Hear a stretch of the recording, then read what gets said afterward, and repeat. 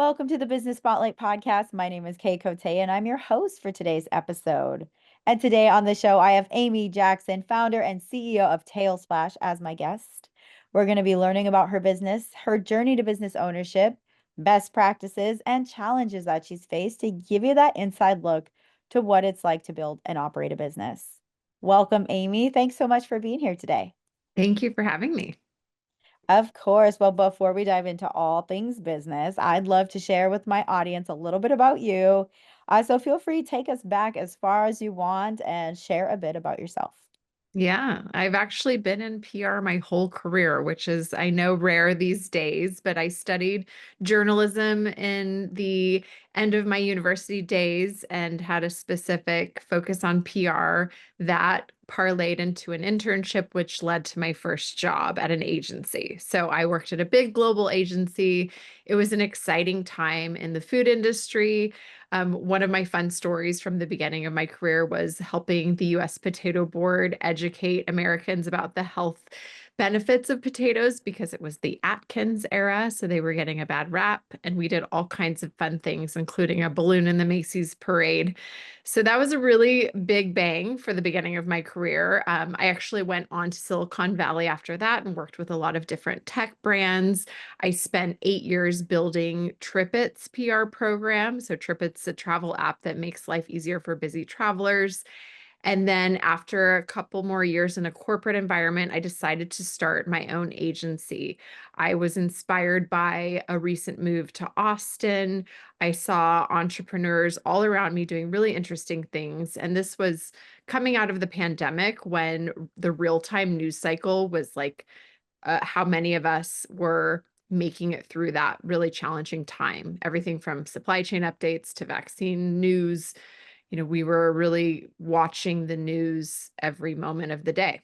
And so I thought, what an interesting time to build a PR agency from scratch using today's technology, today's news cycle. And that was in 2021.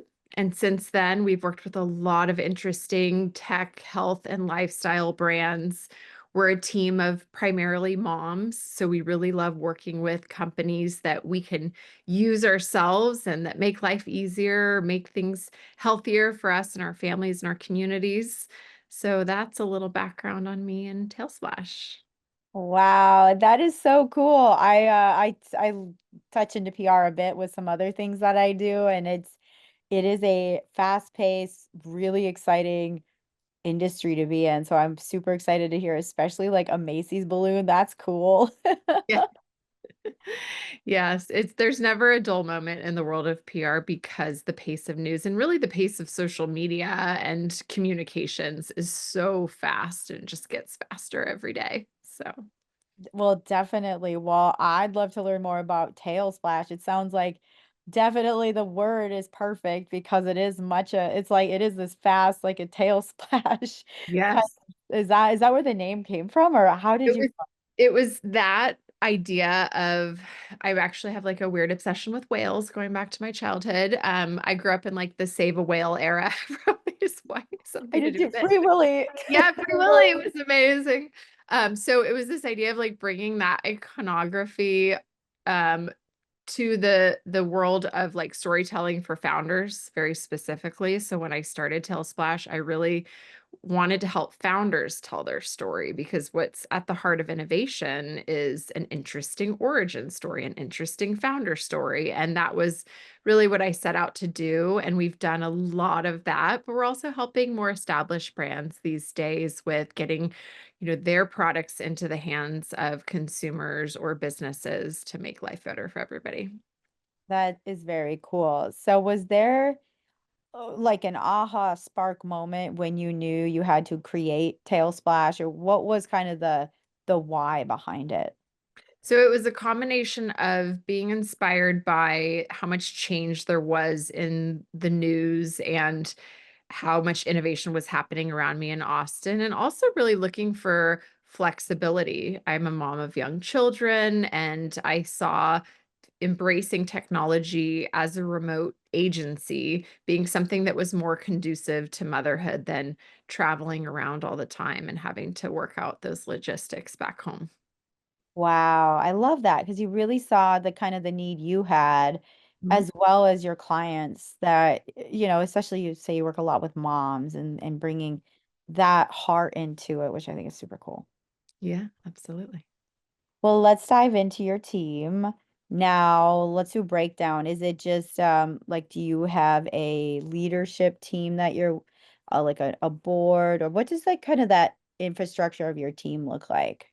So we are a small team of women with a lot of industry experience, all in a similar life stage. So we've all worked in PR for decades. We have experiences across all different types of industries, ranging from tech to healthcare to even fashion and beauty.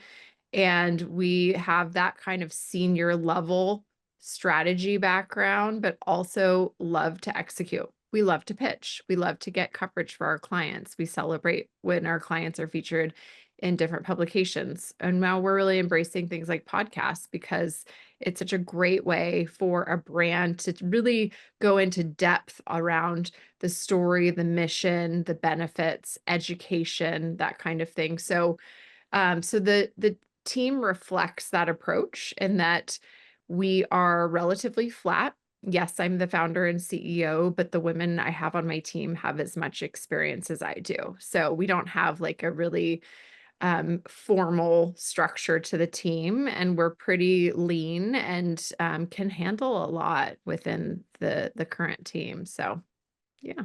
A lean machine. I Yeah. like that. So how many women or how many people are on your team right now? So we are a total of 7 at the moment, which is Nice. a nice sweet spot for us. That's a great, yeah, that is a great number.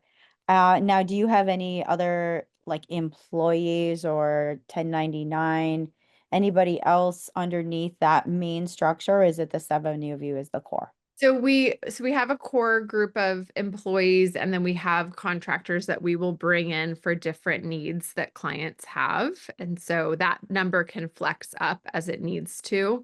But at the moment it's a good group of women that have, flexibility in their own family life. So whether they're a contractor or an employee, they're able to maintain their lives outside of work. Okay, wonderful.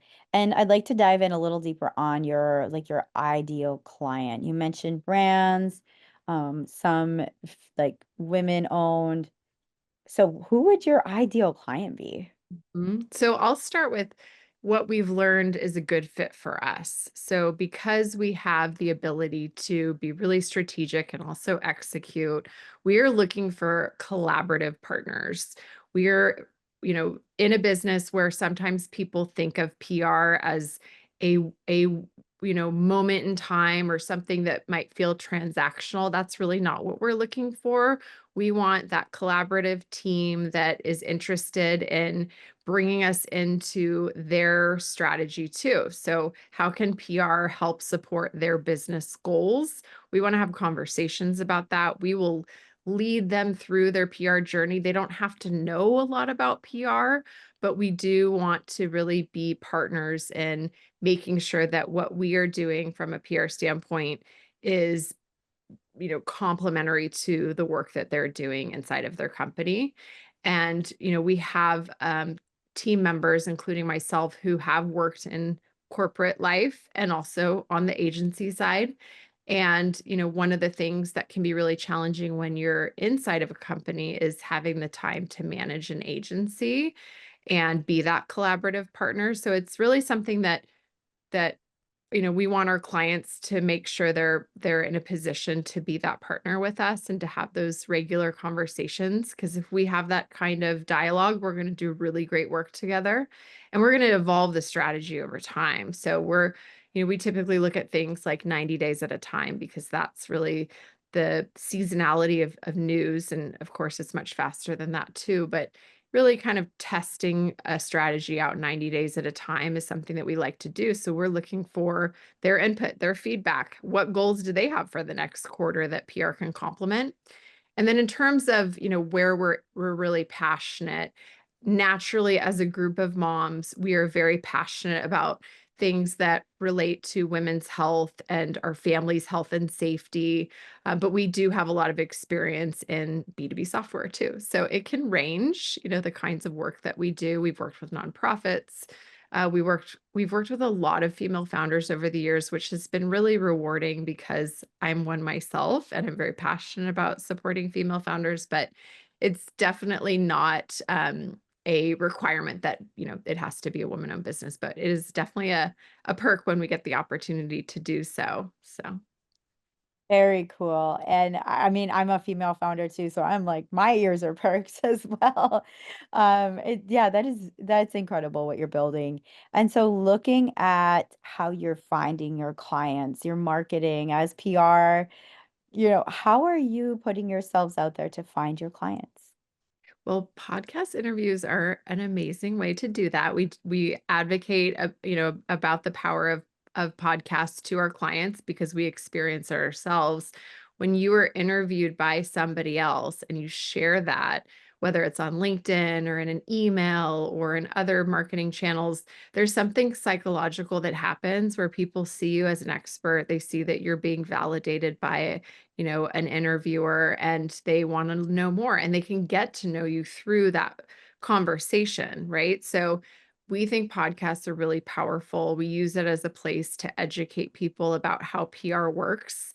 And, the average person might find PR to be a bit of a mystery. So podcasts are a great way to just explain kind of the ins and outs of how to, you know, amplify your brand using PR.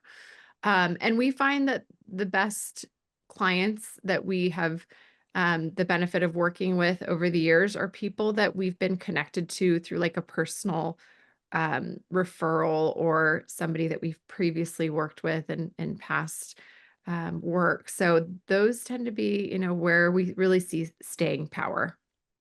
Definitely. That makes so much sense too, especially like those referrals and um, looking at that side of things. So now with the company where it's at, where do you see yourself? I love this question. Where do you see yourself growing to in the next 3 to 5 years? So we are, I think, pretty clear now after being in business for almost 5 years now, where we want to go. And I think it's really hard to know when you're first starting out, right? Like it's a lot of like testing and learning. And I like to use the Goldilocks metaphor, but you don't really know, what's going to work for your business until you have a few years under your belt. And I do Mm, feel like now we're in a good place where I have this vision of like this, lean machine we've talked about where we're bringing that combination of strategy and execution to a intimate group of clients that feel like real collaborative partners. And so that's something that I see sustaining us through the years to come, and something where, whether it's our clients or our team, everybody has the ability to get really great work done in the hours that we have to work, but we also have lives outside of work that we need to tend to. And that will continue to be the case. oh, that leads me to kind of an off-script question, which is how do you find that harmony? I like the word harmony rather than balance, because Mhm. I feel like it ebbs and flows. So how are you finding harmony between running your business and, other parts of your life? I think that's where the trial and error comes in as a business owner, because it's really easy to become so obsessed with your company that you think about it 24/7. And I used to have Friday nights where I like had so much adrenaline going from the week that it was like really hard to kind of shut that off and like spend time with my family, right? And flip that switch. So I think every founder has to figure that out for themselves. And I have figured out kind of when to flex my um my goals, and really like there's a seasonality to the company, there's a seasonality to PR. We see, certain times of the year that there's companies that are really interested in kicking off a PR engagement because they have maybe something they're launching in the fall, or they have, they want to hit the start of the new year, hit the ground running. And so I tend to kind of look at the PR seasonality alongside my family's own seasonality and the fact that my kids are in the traditional school year, and how can we kind of ebb and flow so that's in a good rhythm together.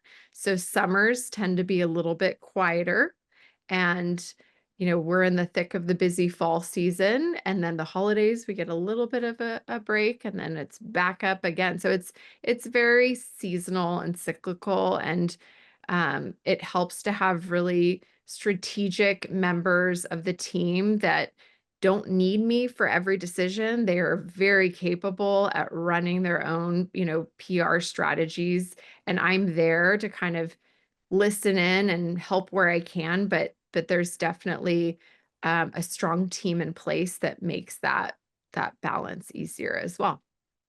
That's powerful too. I think that's a golden nugget of this conversation is, you know, I like divvying out the tasks and not like knowing you don't have to take it all on yourself, and Right. especially with other aspects of life that are very important. And so what has been like a win for you in being able to find that balance or harmony? I would say being able to focus on my health is really important, and it's also a win-win with where our business is really focused around health too. So there's like this opportunity to meet industry interesting companies and interesting people that are focused on health and improving health for women, for families, but also to prioritize our own health at the same time. So that's something that I feel like is in a good place at the moment, where I feel like I am prioritizing my health while learning about women's health and doing what I can to help, because there's so much wonderful innovation out there. And yet it's such a complex healthcare system. So helping, wherever I can with, volunteering or bringing PR into the equation is something I'm really passionate about, and it reminds me to take care of my own health too. That's really good. That's actually reminding me to do the same. So Yeah. Get all your screenings done, yeah, exercise, all that. all the good stuff. Uh, Yeah. well, another question I want to dive into is, how being a business owner can be a lonely place. It can be a place where we feel like, oh, we have to tackle a challenge on our own. So I like to share transparent challenges that business owners are going through for our listeners who are other business owners, to Mhm. feel not alone, and also to feel that you don't feel alone. So what is something you're currently challenged with in your company that you're going through?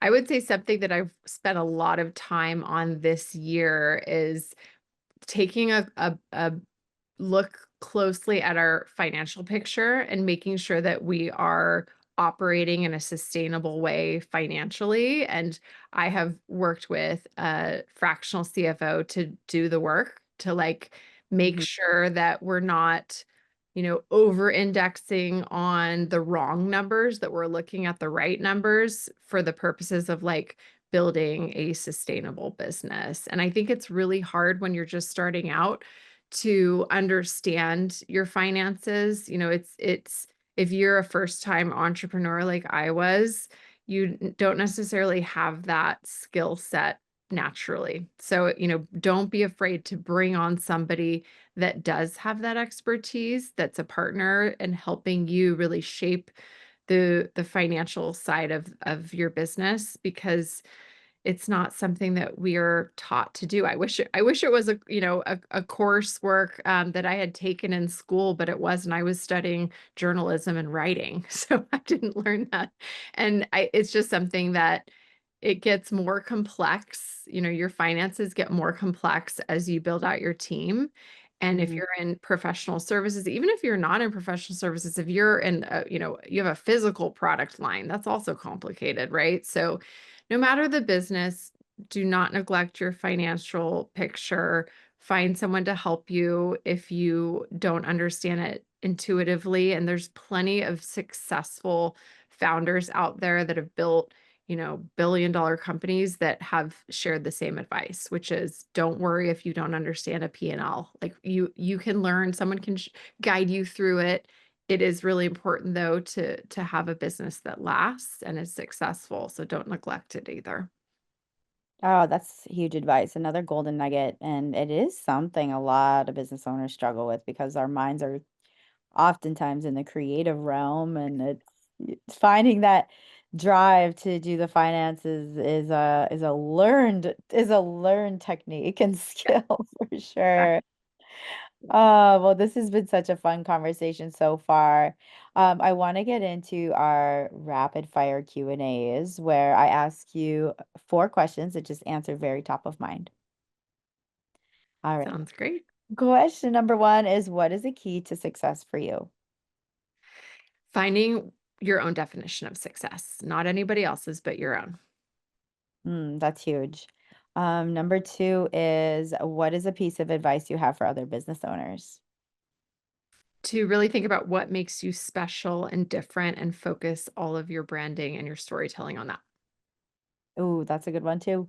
And number three is, it could be a book, a podcast, an article, just anything that has resonated with you recently.